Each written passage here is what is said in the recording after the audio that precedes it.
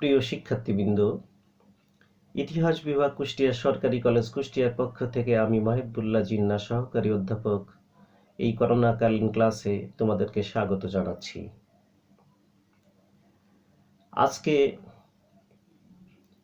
আমি যে বিষয়টা নিয়ে তোমাদের সঙ্গে আলোচনা করব সেই বিষয়টা একই সঙ্গে মাস্টার্স শেষ পর্ব শ্রেণী এবং অনার্স প্রথম বর্ষ শ্রেণীর জন্য সমভাবে কার্যকরী। মাস্টার্স শেষ পর্ব শ্রেণীর ইতিহাস তত্ত্ব এবং গবেষণা পদ্ধতি, কোর্স কোড 311501 এবং অনার্স প্রথম বর্ষ শ্রেণীর ইতিহাস পরিচিতি, কোর্স কোড 211503 জন্য সমভাবে প্রযোজ্য। আজকে আমাদের আলোচ্য বিষয় কলহন। ভারতের প্রাক মধ্যযুগীয় ঐতিহাসিক তথা ভারতের প্রথম ঐতিহাসিক বলে কলহনকে অভিহিত করা হয়। তো আমরা প্রথমেই কলহনের জন্ম পরিস্থিতি সম্পর্কে একটু জেনে নেব। কলহনের সম্পর্কে তেমন কিছু জানা না গেলেও আমরা যতটুকু জানতে পারি সেটা হচ্ছে কলহন দ্বাদশ শতাব্দীতে কাশ্মীরের প্যারিহাসপুরে, বর্তমানের জম্মু কাশ্মীরের বারামুলা জেলার ফারাসপুরে জন্মগ্রহণ করেন। তার পিতার নাম ছিল চম্পক। তিনি রাজা হর্ষের অধীনে মন্ত্রী হিসেবে দায়িত্ব পালন করতেন। রাজা হর্ষের রাজত্বকাল ছিল 1089 থেকে 1101 সাল পর্যন্ত। এটুকুই আমরা কলহন সম্পর্কে জানতে পারি। এখন আমরা জানব কলহনের রচনাবলী সম্পর্কে। ঐতিহাসিক হিসেবে কলহনের যে পরিচিতি, সেই পরিচিতি কিসের উপর ভিত্তি করে বিনির্মিত হয়েছে সেটা সম্পর্কে আমরা আলোচনা করব। কলহনের রচিত যে গ্রন্থটি, যার জন্য তিনি সুবিখ্যাত, সেই গ্রন্থটির নাম হচ্ছে রাজতরঙ্গিনী। এটি সংস্কৃত ভাষায় রচিত একটি গ্রন্থ। এই গ্রন্থটিতে মোট 7826টি ছন্দের সমন্বয়ে গঠিত, অর্থাৎ এটি সংস্কৃত ভাষায় কবিতার ছন্দে ছন্দে লিখিত। এখানে 7826টি ছন্দ রয়েছে। ইংরেজিতে এই গ্রন্থটিকে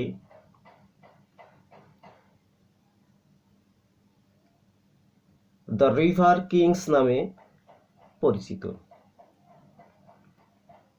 এই যে আমি বললাম যে এটা ছন্দে ছন্দে রচিত, এর এক একটি ছন্দকে এক একটি ওয়েভ বা তরঙ্গ বলে পরিচয় করিয়ে দেওয়া হয়। রাজতরঙ্গিনীর রচনাকাল। রাজতরঙ্গিনী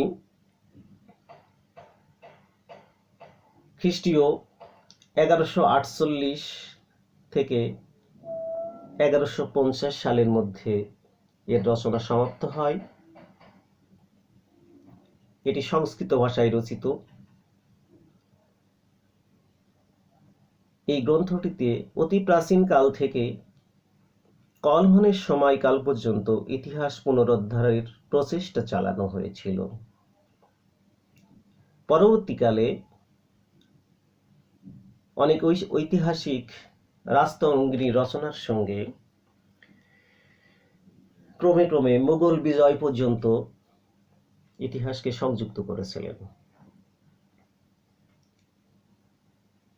রাজতরঙ্গিনী সংস্কৃত ভাষায় রচিত হলেও এটি বিভিন্ন সময়ে বিভিন্ন ভাষায় অনুদিত হয়েছিল। এর মধ্যে ইংরেজি ভাষায় এটি অনুদিত হয়েছিল, বিভিন্ন অনুবাদক এটি অনুবাদ করেছিলেন। বিখ্যাত দুজন ভারতীয় অনুবাদক যোগেশচন্দ্র দত্ত এবং সীতারাম পণ্ডিত, তিনিও এটি ইংরেজি ভাষায় অনুবাদ করেছিলেন এবং পরবর্তীতে স্যার মার্ক অরেল স্টিন এটিকে ইংরেজি ভাষায় অনুবাদ করেছিলেন এবং তার অনুবাদটিকেই এ পর্যন্ত স্বীকৃত অনুবাদ হিসেবে গ্রহণ করা হয়।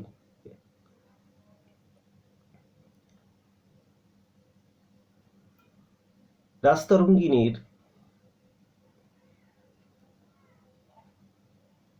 যে বিন্যাস পদ্ধতি সেটি আমি আগেই বলেছি, যে এখানে ৭,৮২৬টি ওয়েভ বা তরঙ্গ রয়েছে। এটি ৮টি অসম খণ্ডের সমষ্টি। আলোচনার সুবিধার্থে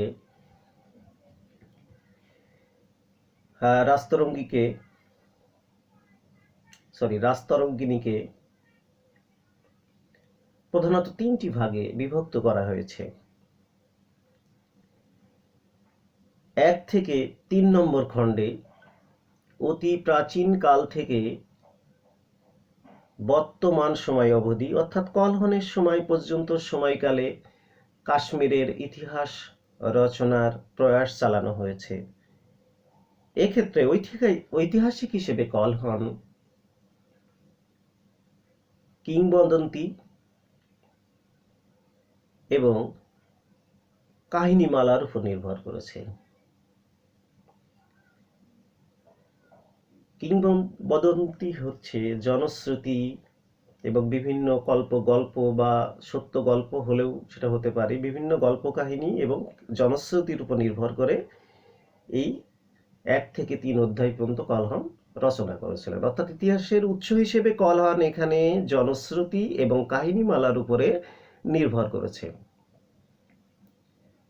৪ থেকে ৬ অর্থাৎ ৩য় খণ্ড, এখানে কলহন কারকোটা এবং উৎপল বংশের ইতিহাস পুনরুদ্ধারের প্রচেষ্টা চালিয়েছেন। ঐতিহাসিক উৎস হিসেবে তিনি এখানে সমসাময়িক এবং নিকট সাময়িক কাহিনীকার বা ঘটনাপঞ্জী লিপিবদ্ধকারকদের বিবরণ তিনি ব্যবহার করেছেন। অর্থাৎ তার সময়ের লেখক এবং তার থেকে আরেকটু প্রাচীন লেখকদের রচনাবলীর সাহায্য তিনি গ্রহণ করেছেন। ৭ থেকে ৮ অর্থাৎ ৩য় খণ্ড, এইখানে কলহন ২ লোহারা রাজবংশের ইতিহাস তুলে ধরেছেন। ২ লোহারা রাজবংশ, যদি আমি ইংরেজিতে বলি 2 লোহারা ডাইনেস্টিস, অর্থাৎ ২ লোহারা রাজবংশের ইতিহাস তিনি এখানে তুলে ধরেছেন।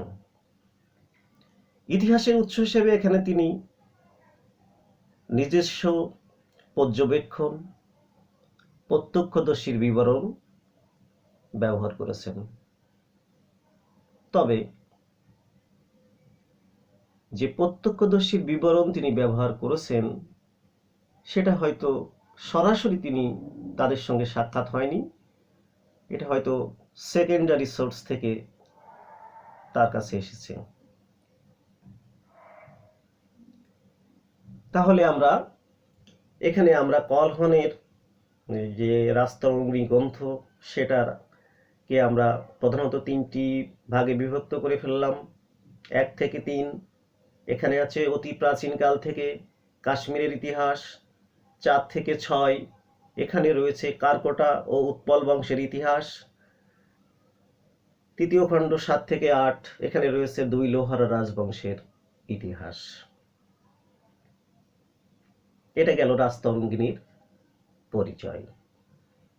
এখন আসা যাক, কলহন যে ইতিহাস রচনা করেছেন, এখানে তিনি ইতিহাসের উৎস হিসেবে কি ধরনের বিষয়াদির সাহায্য গ্রহণ করেছেন। আমি প্রথমেই বলেছি, রাজতরঙ্গিনী রচনা করতে গিয়ে তিনি একদিকে যেমন জনশ্রুতি, প্রত্যক্ষদর্শীর বিবরণ, সমসাময়িক এবং নিকট সাময়িক কাহিনীকার বা গ্রন্থকারদের বিবরণের সহায়তা নিয়েছেন, তবে ঢালাওভাবে তিনি এটা গ্রহণ করেননি। তিনি ইতিহাস রচনা করতে গিয়ে রামায়ণ মহাভারত থেকে শুরু করে মুদ্রা, লিপিমালা, স্বীয় পর্যবেক্ষণ শক্তি ব্যবহার করেছেন। অর্থাৎ ইতিহাস রচনা করতে গেলে যে আধুনিক পদ্ধতিগুলো রয়েছে, সেই পদ্ধতিগুলো তিনি কিন্তু ব্যবহার করতে সমর্থ হয়েছে। অর্থাৎ অতীত রচনাবলী, সমসাময়িক রচনাবলী, নিজস্ব পর্যবেক্ষণ শক্তি, লিপিমালা, মুদ্রা, এ সমস্ত বিষয়ের দিকে তিনি তার ইতিহাস রচনার উৎস হিসেবে ব্যবহার করেছেন। এখন আসা যাক, কলহন যে ইতিহাস রচনা করলেন, কেন তিনি ইতিহাস রচনায় হাত দিলেন? এখানে কয়েকটি কারণ রয়েছে, সেগুলি নিয়ে আমরা আলোচনা করব। কলহনের ইতিহাস রচনার প্রথম যে কারণটি ছিল, সেটি হচ্ছে ঐতিহাসিকের দায়িত্ব পালন। কলহনের পূর্বে ভারতীয় উপমহাদেশে ইতিহাস রচনার অনুপস্থিতি লক্ষ্য করা যায়। সেই গতানুগতিক ধারা থেকে বের হয়ে এসে কলহন সর্বপ্রথম তিনি ইতিহাস রচনায় হাত দিয়েছিলেন। অর্থাৎ ঐতিহাসিকের দায়িত্ব পালনের জন্য তিনি ইতিহাস গ্রন্থ রচনায় মনোনিবেশ করেছিলেন। দ্বিতীয়টি হচ্ছে কাশ্মীরের বিচ্ছিন্ন অবস্থান। কাশ্মীর একটি উপত্যকা, এটা জম্মু কাশ্মীর নামে পরিচিত। এখানে অতি প্রাচীন কাল থেকেই, কলহনের সময়কাল পর্যন্ত এবং আজ অবধি কাশ্মীরের যোগাযোগ ব্যবস্থা ছিল অত্যন্ত দুর্বল এবং কাশ্মীর ছিল বহির্বিশ্ব থেকে অনেকটাই বিচ্ছিন্ন। কলহন তার নিজস্ব মেধা, মনন, বিচার বিশ্লেষণের মাধ্যমে তিনি অনুধাবন করতে সমর্থ হয়েছিলেন যে তিনি যদি একটি গ্রন্থ রচনা করেন, সেটা হয়তোবা কাশ্মীরকে বিশ্বের সম্মুখে উপস্থাপন করতে সহায়তা করবে। এই লক্ষ্যকে সামনে নিয়েও তিনি ইতিহাস রচনায় ব্রতী হয়েছিলেন। তার ইতিহাস রচনার আরেকটি কারণ ছিল ভবিষ্যৎ প্রজন্মের কাছে কাশ্মীরকে তুলে ধরা। অর্থাৎ তিনি অনুভব করতে সমর্থ হয়েছিলেন যে কাশ্মীরের যে অতীত গৌরবোজ্জ্বল অধ্যায় রয়েছে, সেটা যেন ভবিষ্যৎ প্রজন্ম ভুলে না যায়। তিনি অনুধাবন করেছিলেন অতীতে কাশ্মীরের বীরদের যে বীরত্ব গাথা, কাশ্মীরের জীবনাচরণ, সভ্যতা, সংস্কৃতি, এ সমস্ত বিষয়াদি তিনি ভবিষ্যৎ প্রজন্মের কাছে তুলে ধরার চেষ্টা করেছিলেন এবং তিনি ভেবেছিলেন যে এইটা যেন ভবিষ্যৎ প্রজন্ম যাতে ভুলে না যায়। অর্থাৎ কাশ্মীরের অতীত ঘটনাবলী বা অতীত গৌরব গাথা, তাদের হাসি, কান্না, দুঃখ, বেদনা, বিভিন্ন রাষ্ট্রীয় ব্যবস্থাপনা, রাষ্ট্রীয় কর্মাদি, অতীত বীরদের কর্মপদ্ধতি, তাদের বীরত্ব গাথা যেন ভবিষ্যৎ প্রজন্ম স্মরণ করতে পারে, এজন্য তিনি গ্রন্থ রচনায় মনোনিবেশ করেছিলেন। সর্বোপরি তার অনন্য দেশপ্রেম তাকে ইতিহাস গ্রন্থ রচনায় উৎসাহী করে তুলেছিলেন। আমরা পূর্বেই বলেছি তার পিতা ছিলেন চম্পক। তিনি রাজা হর্ষের অধীনে মন্ত্রী হিসেবে দায়িত্ব পালন করেছিলেন। যেহেতু তার পিতা চম্পক প্রশাসনিক কার্যাবলীর সঙ্গে যুক্ত ছিলেন, সেজন্য রাজকার্যের সঙ্গে কলহনের একটি নিবিড় সম্পর্ক তৈরি হয়ে গিয়েছিল এবং মহান দেশপ্রেমী হিসেবে কলহন তার দেশকে উপস্থাপন করার জন্য তিনি কিন্তু ইতিহাস রচনায় মনোনিবেশ করেছিলেন।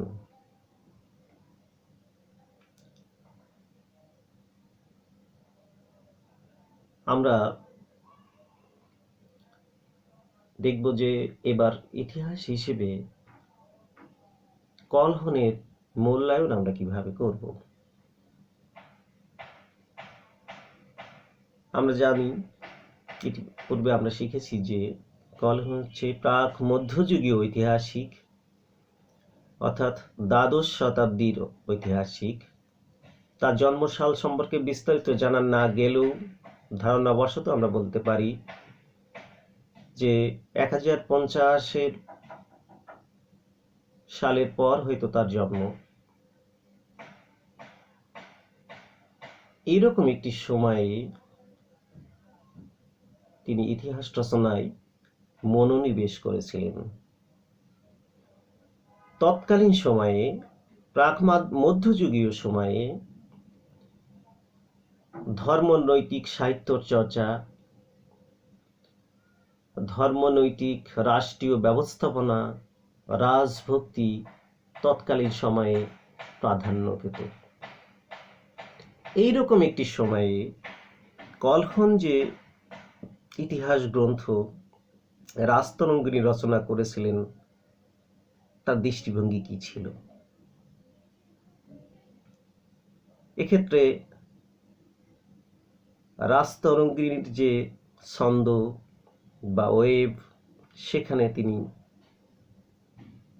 একটি স্থানে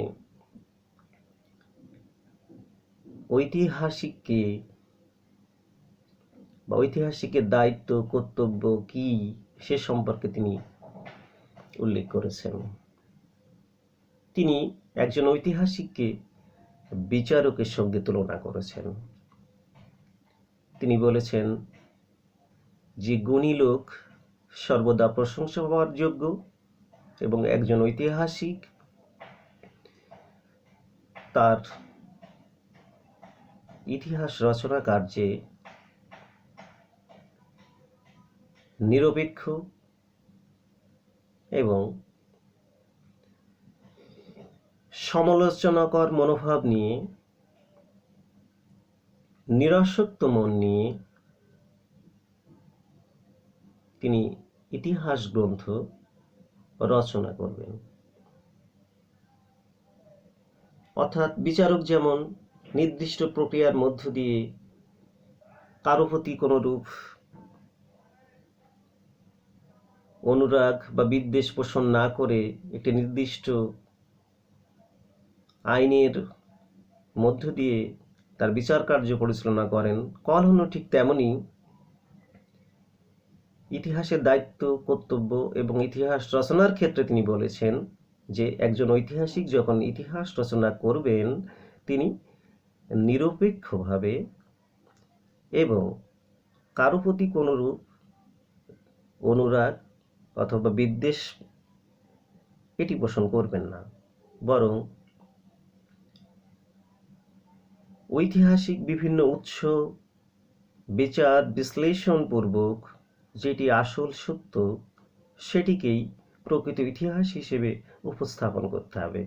অর্থাৎ একজন ঐতিহাসিক সম্পূর্ণ নিরপেক্ষ থেকে তিনি তার গ্রন্থ রচনা করবেন। কলহন তার রাজতরঙ্গিনী রচনা করে তিনি যে আধুনিক উৎস হিসেবে মুদ্রা, লিপিমালা ব্যবহার করেছিলেন, এ থেকে তিনি কিন্তু তার সমসাময়িক ঐতিহাসিক বা কাহিনীকার কাশীমেন্দ্র ওনার একটি রচনায় রাজাগণের যে বংশ তালিকা ছিল সেখানে তিনি ভুল ধরতে সমর্থ হন এবং সেখানে বিভিন্ন ভুলের কথা তিনি উল্লেখ করেছেন এবং তিনি বলেছেন যে এই প্রক্রিয়ার মধ্য দিয়ে, অর্থাৎ নিরপেক্ষ নিরাসক্ত দৃষ্টিকোণ থেকে যদি কেউ ইতিহাস রচনায় প্রয়াসী হন, তাহলে তিনি অনায়াসেই অতীত ঘটনাবলীর ভুল ত্রুটির বিশ্লেষণ করতে সমর্থ হবেন এবং প্রকৃত সত্যটি বের করে আনতেও তিনি সক্ষম হবেন।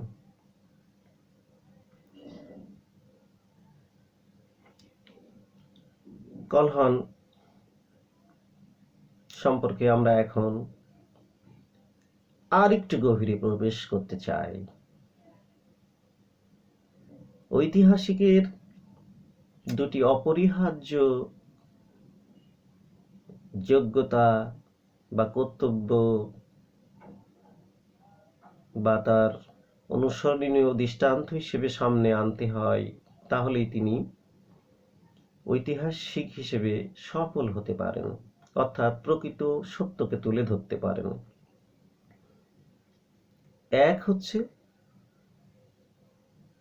সন্দেহ প্রবণতা, দুই হচ্ছে সমালোচনা। অর্থাৎ কোনো ঘটনা বা ঘটনাগুলির বিশ্লেষণ করতে গিয়ে প্রথমেই একজন ঐতিহাসিক তিনি কিন্তু সন্দেহপ্রবণ হয়ে পড়বেন। প্রথমেই তিনি কোনো কিছুকে সত্য বা মিথ্যা হিসেবে গণ্য করবেন না, আর ঘটনার অধিক সমালোচনা করবেন। এই সন্দেহবাদিক মন এবং সমালোচনার মধ্য দিয়েই প্রকৃত সত্যের কাছাকাছি উপনীত হতে পারেন। ঐতিহাসিক সবসময় যে কোনো ঘটনাকে প্রথমেই তিনি বিশ্বাস বা অবিশ্বাস কোনোটি করবেন না, বরং তিনি বিভিন্ন উৎসের ব্যবহার, নিজস্ব পর্যবেক্ষণ শক্তি, বিভিন্ন লিখিত এবং অলিখিত বিবরণের সাহায্যে ঘটনার গভীরে প্রবেশ করে ঘটনার সত্য বা মিথ্যা যাচাইয়ের চেষ্টা করবেন। তাহলে প্রকৃত সত্য ঘটনা উদ্ঘাটিত হবে বলে আমরা বিশ্বাস করি। এবার আমরা দেখব ঘটনা বর্ণনা করতে গিয়ে কলহন কেমন ভূমিকা পালন করেছিলেন। অর্থাৎ তার রাজতরঙ্গিনীতে আমরা যেটা বলছি যে রিভার অফ কিংস,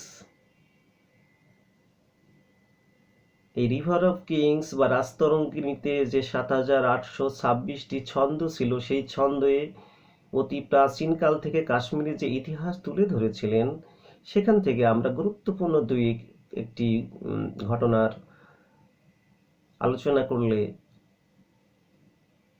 তার সম্পর্কে আমাদের মূল্যায়ন করতে সাহায্য করবে। প্রথমেই আমরা রাজা ললিতাদিত্য সম্পর্কে বলবো, যে কলহন তার রচনায় রাজা ললিতাদিত্য সম্পর্কে অনেক ক্ষেত্রে প্রশংসা করেছেন। আবার রাজা হর্ষ যিনি তার পিতা চম্পকের পৃষ্ঠপোষক ছিলেন, সেক্ষেত্রে তিনি তার ভালো কাজগুলো যেমন তুলে ধরেছেন, তেমনি তার মন্দ কাজগুলো তুলে ধরতে তিনি কিন্তু পিছপা হননি। অর্থাৎ তার পিতার যিনি পৃষ্ঠপোষক রাজা হর্ষ সম্পর্কে তিনি ভালো মন্দ উভয় দিকই তুলে ধরতে সমর্থ হয়েছেন। এটা কিন্তু অনেক বড় কৃতিত্বের বিষয়। তবে কলহনের সমসাময়িক রাজা জয়সিংহ সম্পর্কে আলোচনা করতে গিয়ে বা তার রাজা জয়সিংহের বিবরণ তুলে ধরতে গিয়ে তিনি কিন্তু প্রকৃত চ্যালেঞ্জের সম্মুখীন হয়েছেন। অর্থাৎ এখানে তিনি কি করেছেন? তিনি কি রাজা জয়সিংহের শুধুমাত্র প্রশংসা করে শেষ করেছেন, নাকি তার সমালোচনাও করেছেন? হ্যাঁ, এখানে আমরা দেখতে পাই যে রাজতরঙ্গিনীর রাজা জয়সিংহ পর্যায়ে তিনি কিন্তু রাজা জয়সিংহের মন্দ কাজের বিবরণ যেমন দিয়েছেন, তেমন ভালো কাজেরও যেমন বর্ণনা তিনি করেছেন। এই ক্ষেত্রে বলা যায় তিনি আসলে সত্য প্রকাশের যে চ্যালেঞ্জ, সেখানে তিনি উত্তীর্ণ হতে সমর্থ হয়েছেন।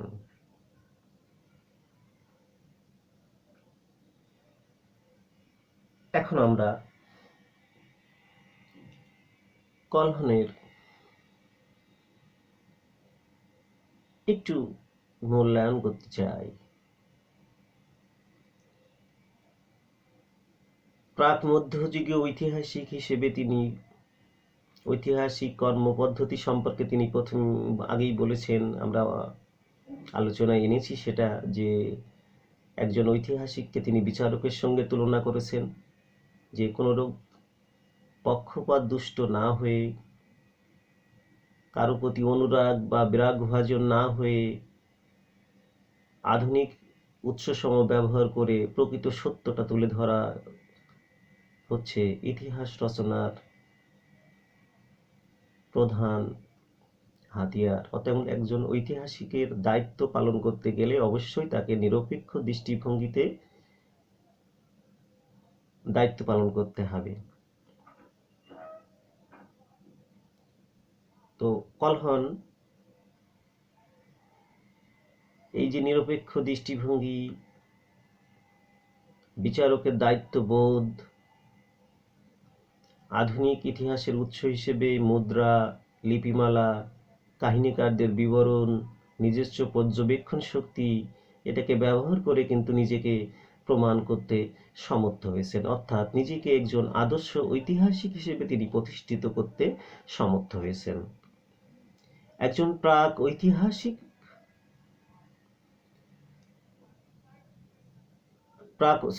মধ্যযুগীয় ঐতিহাসিক হিসেবে কলহন নিজের জন্য যে মান, ঐতিহাসিকের মান সম্পর্কে তিনি যে মানদণ্ডটি স্থাপন করেছিলেন প্রাক মধ্যযুগীয় ঐতিহাসিক হিসেবে, এটা অনন্য নজির। তবু আমরা কলহনের একটু সমালোচনা করতে চাই। কলহন যদিও ঐতিহাসিকের মান সম্পর্কে বা ঐতিহাসিকের দৃষ্টিভঙ্গি সম্পর্কে আধুনিক ধারণার অনুসারী ছিলেন, তথাপিও ধর্মীয় বিশ্বাস, তৎকালীন আর্থসামাজিক অবস্থা, রাজভক্তি, জন্মন্তরবাদী বিশ্বাস, অদৃষ্টবাদী বিশ্বাস, কল্পকাহিনীতে বিশ্বাস স্থাপন তাকে কিন্তু অনেকটাই পেছনে নিয়ে গিয়েছিল।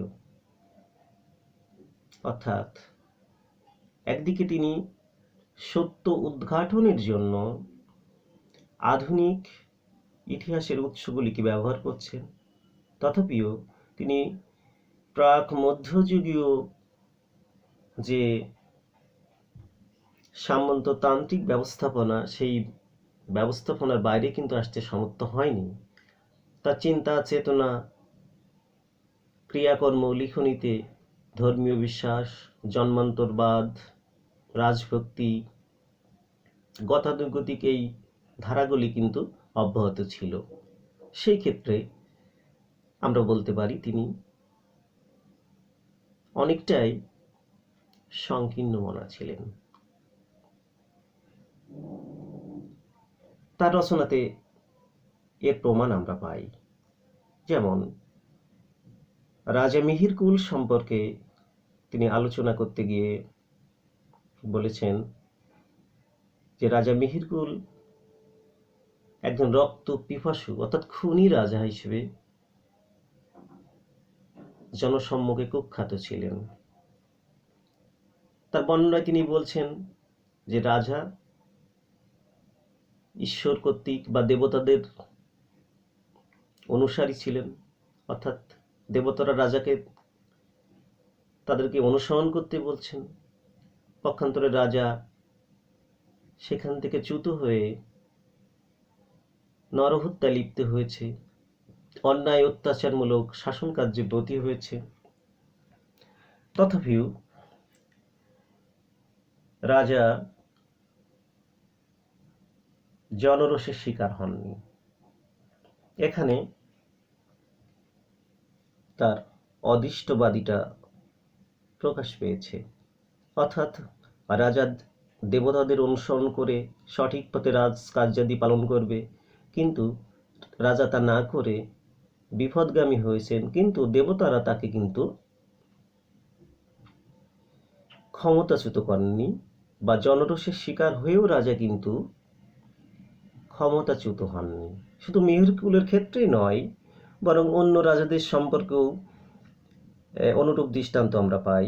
যে তৎকালীন জম্মু কাশ্মীরে যে সামন্ততান্ত্রিক অর্থনৈতিক ব্যবস্থা বিরাজমান ছিল, সেই ব্যবস্থাপনায় সামন্ততান্ত্রিক কোনো প্রজা বিদ্রোহ কিন্তু সেখানে সংগঠিত হতে আমরা দেখতে পাই না। এবং এটা নিয়ে স্বয়ং কলহনও কিন্তু বিস্মিত হয়েছেন যে অত্যাচারী রাজা হওয়া সত্ত্বেও কেন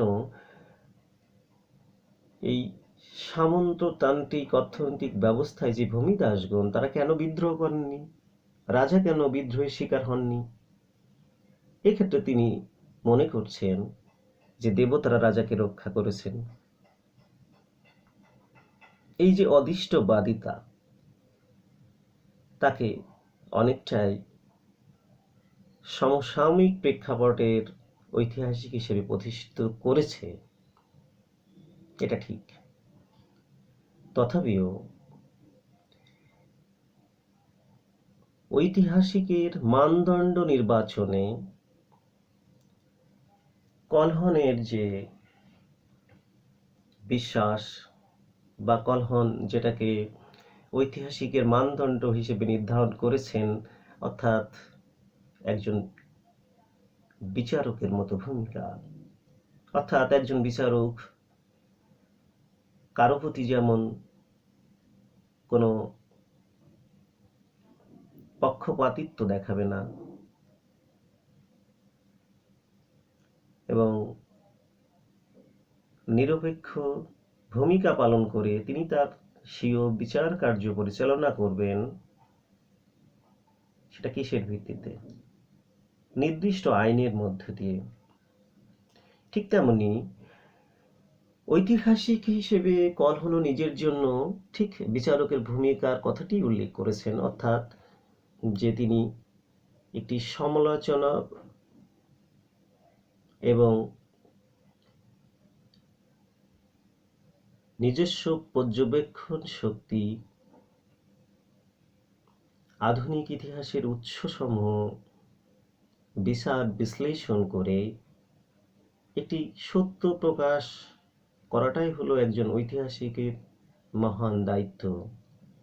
সেটি কিন্তু তিনি করতে সমর্থ হয়েছিলেন, এবং সমর্থ হয়েছিলেন বলেই তার সমসাময়িক যে কাহিনীকার কাশিমেন্দ্রের রচনায় তিনি বিভিন্ন রাজবংশের বংশ তালিকায় বিভিন্ন ভুল ত্রুটি কিন্তু তিনি তুলে ধরতে সমর্থ হয়েছিলেন। তো উপসংহারে উপনীত হয়ে আমরা বলতে পারি যে প্রাক মধ্যযুগীয় সমাজ ব্যবস্থায় সমকালীন রাষ্ট্রীয় আর্থসামাজিক অবস্থার মধ্য থেকেও তিনি ইতিহাস রচনা করতে গিয়ে ইতিহাসের আধুনিক উৎস তিনি ব্যবহার করেছেন। নিরপেক্ষ এবং নিরাসক্ত মন নিয়ে তিনি ঘটনার বিচার এবং বিশ্লেষণ করে তিনি কিন্তু তার ইতিহাস রচনা করতে সমর্থ হয়েছেন। একদিকে তিনি যেমন তার বাবা চম্পকের যিনি পৃষ্ঠপোষক ছিলেন, অর্থাৎ রাজা হর্ষের খারাপ কাজের বিবরণ দিতেও তিনি পিছপা হননি। আবার সমসাময়িক যিনি রাজা, অর্থাৎ কলহনের সমসাময়িক যিনি রাজা মিহিরকুলেরও তিনি কিন্তু ভালো মন্দ দিকগুলি উভয়ই তুলে ধরেছেন। যে কারণে যে প্রাক মধ্যযুগীয় অবস্থায় রাজভক্তি ঈশ্বরের পরে প্রাধান্য পেত, সেইখানে তিনি সমসাময়িক রাজা সম্পর্কে যে রাজার মন্দ দিকগুলো তুলে ধরেছেন, এটা কিন্তু কম কীর্তির বিষয় নয়। কাজেই ভালো এবং মন্দ উভয় দিক বিবেচনা করে আমরা কলহনকে প্রাক মধ্যযুগীয় একজন মহান ভারতীয় ঐতিহাসিক হিসেবে বর্ণনা করতে পারি। অর্থাৎ কলহন নিজের জন্য ঐতিহাসিক হিসেবে যে মানদণ্ড নির্ধারণ করেছিলেন, সেটা তার সময়ের চেয়ে অন্তত কয়েক শতাব্দীকাল এগিয়ে ছিল, যেটা আমরা অন্যান্য আলোচনায় আরো বুঝতে সমর্থ হব, এটা আমরা বিশ্বাস করি। উদাহরণস্বরূপ যদি আমি একটু বলতে যাই, তাহলে আমরা পলাশী যুদ্ধের কথা বলতে পারি। যে পলাশী যুদ্ধের একটি বর্ণনায় অন্ধকূপ হত্যা, যেটা আমরা ইতিপূর্বে পড়েছি, সেখানে আমরা দেখেছি যে রবার্ট হার্লোওয়েল অন্ধকূপ হত্যা নামে একটি মিথ্যা ঘটনার আশ্রয় নিয়ে নবাবের চরিত্রহানি করতে চেয়েছিলেন, কিন্তু পরবর্তীকালে বিভিন্ন ঐতিহাসিকের রচনায় সেটা ভুল বলে প্রমাণিত হয়েছে। তাহলে আমরা কলহন সম্পর্কে বলতে পারি যে একজন প্রাক মধ্যযুগীয় ঐতিহাসিক হয়েও তিনি আধুনিক ঐতিহাসিকের দৃষ্টিভঙ্গিতে তার গ্রন্থ রাজতরঙ্গিনী রচনা করতে সমর্থ হয়েছেন, এবং কলহনই ভারতের প্রথম ঐতিহাসিক হিসেবে স্বীকৃত। প্রিয় শিক্ষার্থীবৃন্দ, এখন পূর্বের মতোই দু একটি কথা তোমাদের সঙ্গে বলতে হবে।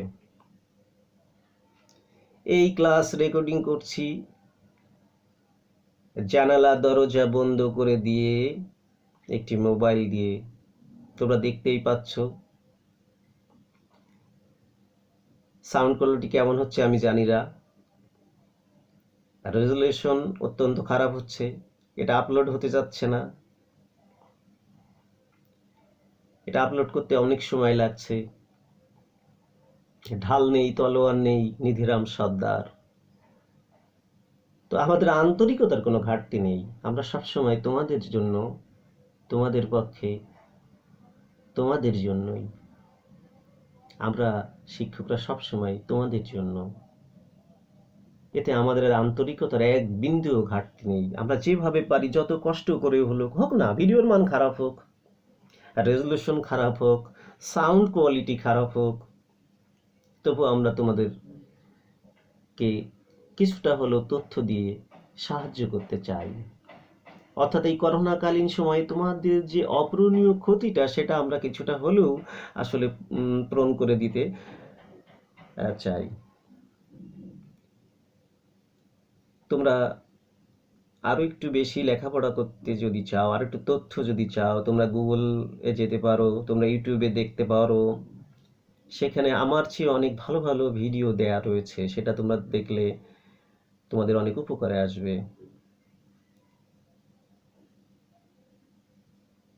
তাহলে পরিশেষে আমি তোমাদের একটি কথা বলবো, যে তোমরা বিশ্ব স্বাস্থ্য সংস্থা এবং বাংলাদেশ সরকার কর্তৃক ঘোষিত যে স্বাস্থ্যবিধি, সেটা তোমরা মেনে চলবে। অর্থাৎ বিনা প্রয়োজনে তোমরা বাইরে বের হবে না। নিতান্ত প্রয়োজনে যদি বাইরে বের হতেই হয়, তাহলে মাস্ক ব্যবহার করবে, বারে বারে হাত দিয়ে মুখ স্পর্শ করবে না, সাবান দিয়ে অথবা স্যানিটাইজার ব্যবহার করে হাতকে পরিষ্কার করবে। তাহলে হয়তোবা আমরা সুরক্ষিত থাকতে পারবো। আমি আশা করি তোমরা স্বাস্থ্যবিধি মেনে চলবে, এবং সামনে যে ঈদ উল আজহা অনুষ্ঠিত হতে যাচ্ছে, সেই সময়কালে তোমরা জনসমাগম স্থল এড়িয়ে চলবে, নিজেকে সুরক্ষিত রাখার চেষ্টা করবে, নিজের পরিবার পরিজনকে সুরক্ষিত রাখার চেষ্টা করবে। আমার আশাবাদ এবং প্রার্থনা রইল আমরা সবাই ভালো থাকব, স্বাস্থ্যবিধি মেনে চলব, আর আমরা অবশ্যই আমাদের লেখাপড়ার বিষয়টাকে প্রাধান্য দেব। জীবন থেমে থাকবে না, বিভিন্ন প্রতিকূল পরিস্থিতি মোকাবেলা করে সামনে এগিয়ে যাওয়ার নামই জীবন। কাজেই আমরা এগিয়ে যাব, আমাদের দেশটাকে আমরা সোনার বাংলাদেশ হিসেবেই গড়ে তুলব। সামনে যত বাধাই আসুক না কেন, আমরা এতে পরোয়া করব না। প্রিয় শিক্ষার্থীরা, প্রিয় বন্ধুরা, তোমরা আমাদের ইতিহাস বিভাগের ফেসবুক পেজটিতে লাইক দাও এবং আমাদের সঙ্গে সংযুক্ত থাকো। আশা করি কিছুটা হলেও তোমরা উপকৃত হতে পারবে। আজকের মতো এখানেই আমরা এই ক্লাসের পরিসমাপ্তি ঘোষণা করছি। পরবর্তীতে সুস্থ থাকলে, বেঁচে থাকলে আবার তোমাদের সঙ্গে দেখা হবে। বাই।